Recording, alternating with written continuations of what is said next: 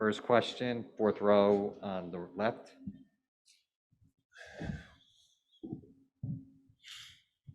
Hi, Al. How would you say you guys match up against the Warriors? I mean, knowing how they try to pass the ball around and try to find the open shooter, is it going to be tough trying to defend against them? No question. They're a great team. Been doing this for a lot of years. The way that they move the ball, the way that they play just presents a lot of problems.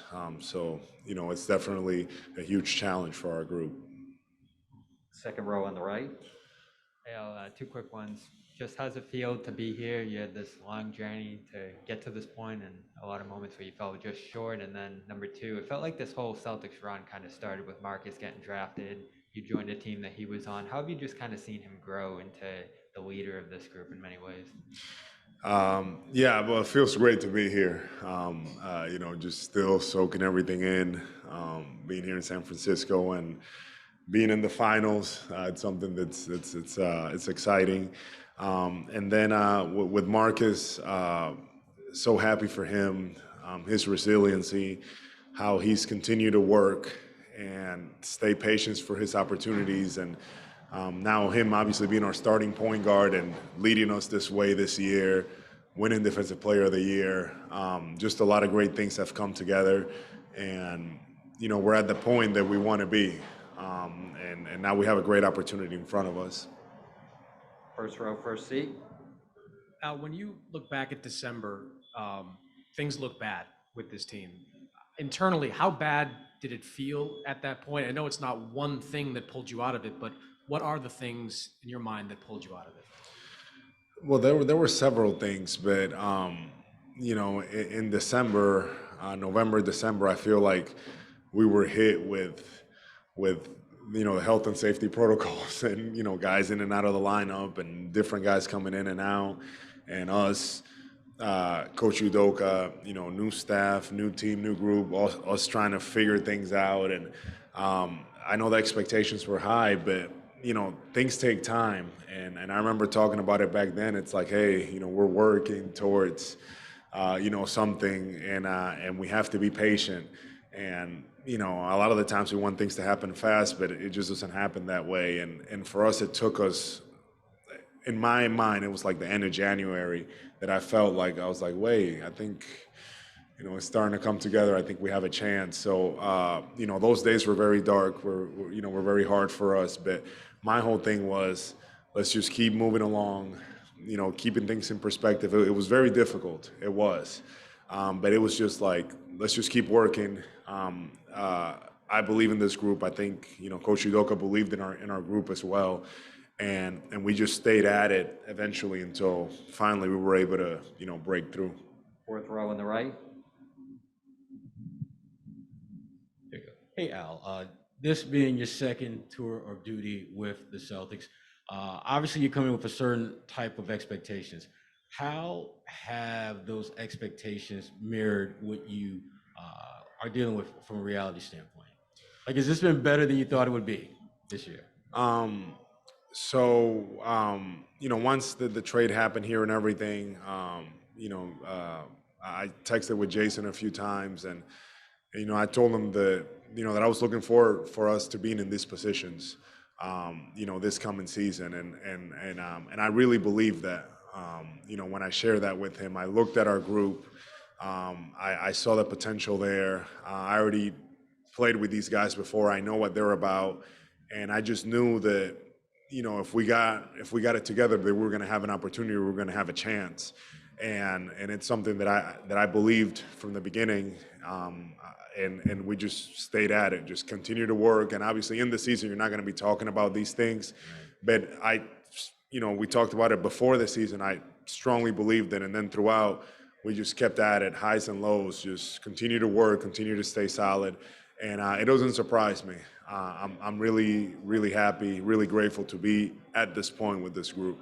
What do you remember about those early moments when the trade was a discussion point and then it started becoming more and more real? Those days in between when it was just something to talk about and becoming real, what were your emotions like? What were some of the things that were happening kind of behind the scenes that, kind of got you excited about the prospect of coming back to Boston for a second tour duty? Yeah, so excitement for me, but then after that, I just kind of got off of it because I didn't want to, think too much about it, and I was like, I'm just gonna continue to work, do what I do.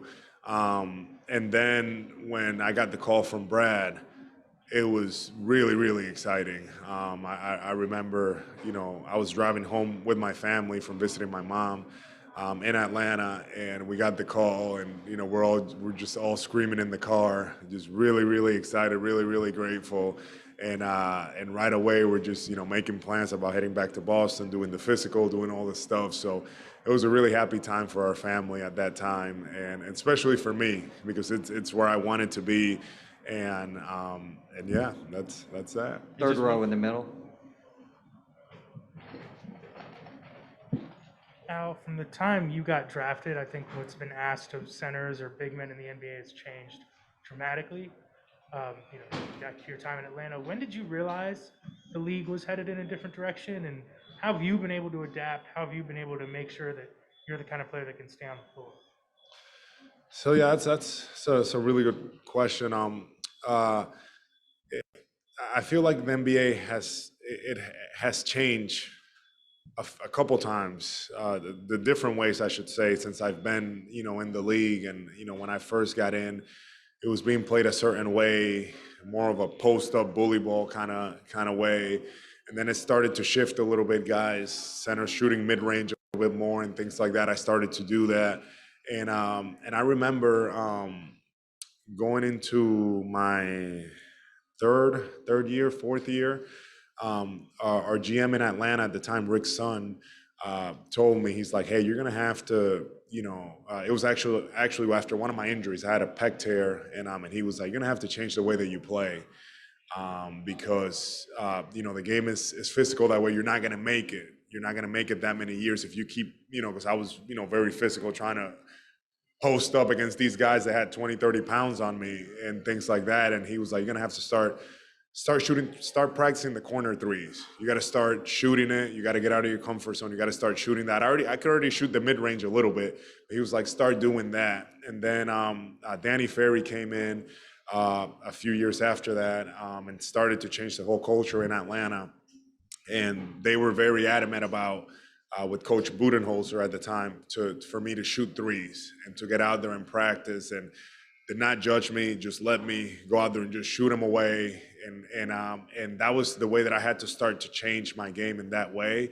And then it became more of, when I got to Boston with Coach Stevens, was like, okay, well, now you're going to handle the ball more at the top. You're going to make decisions, and you got to be able to stretch the floor out, but also you have to be able to roll to the basket. You have to be able to do different things. So for me, it was always keeping an open mind and understanding that this game continues to change. And if you don't change your game, then you almost become irrelevant, and you can't stay on the floor. So the challenge for me has been always finding ways to stay relevant, to be on the floor, find a way to be useful.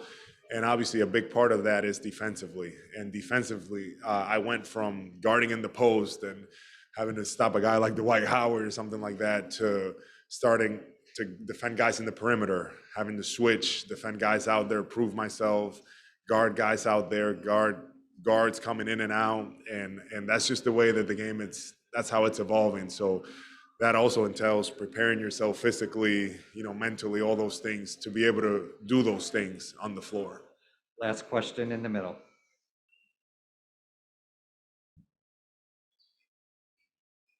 Yeah, sorry, I'll lean over for the mic. To take you away from the finals for a second, you mentioned Atlanta. You played for Darvin Ham there for 5 years.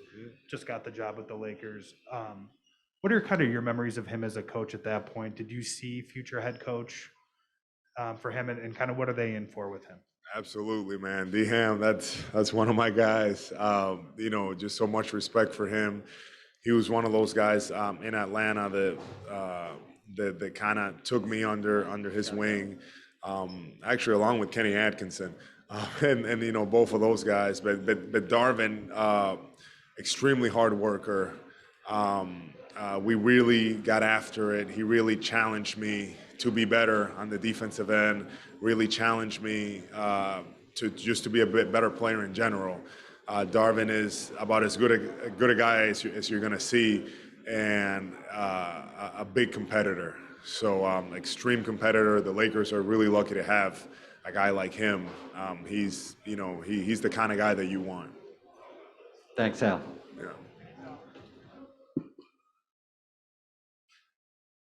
He's like an awesome dude.